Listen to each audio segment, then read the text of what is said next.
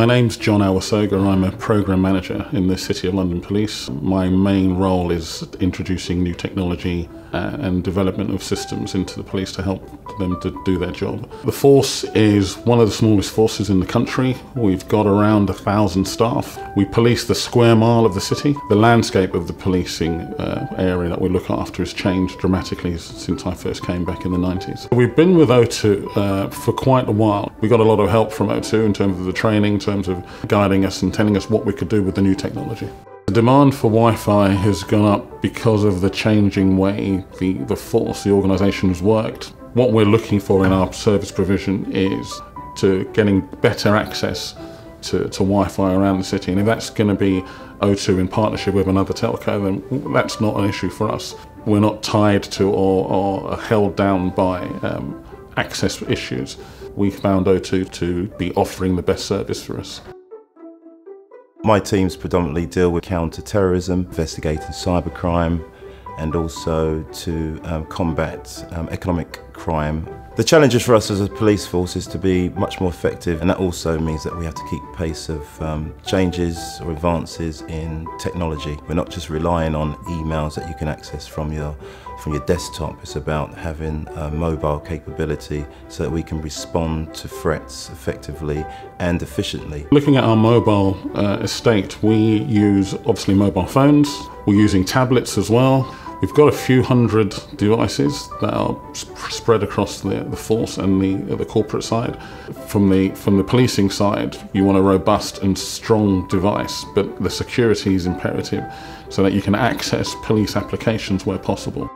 One of the things that we do quite a bit of is recycle our mobile phones, and we have collections that happen on a regular basis. So our old equipment gets collected by O2.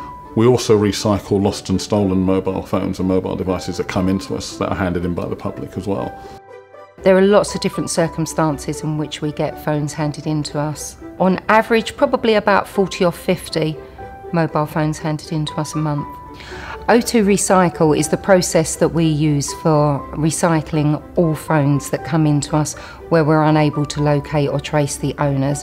My involvement with O2 has always been really positive. When we've asked for any sort of request, O2 have always been very positive and given us great response times.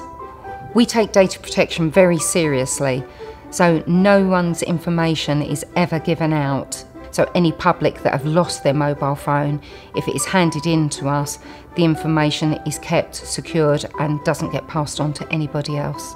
When we are unable to locate the owner or the owner has not come forward, there's been no result on any searches that we've done. The battery will be separated, the SIM card will be disposed of in the confidential waste, and the phone would then be placed into a sealed box ready to go off to O2 for recycling, and the money going off to our charities. We do quite a few charitable things and raise money for different charities.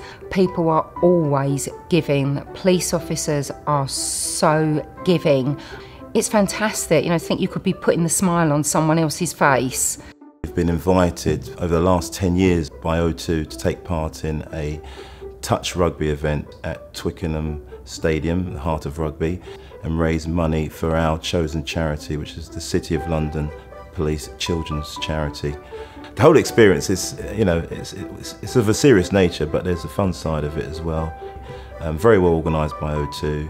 It gives all the participants the opportunity to see the stadium, to see some of the current England rugby team.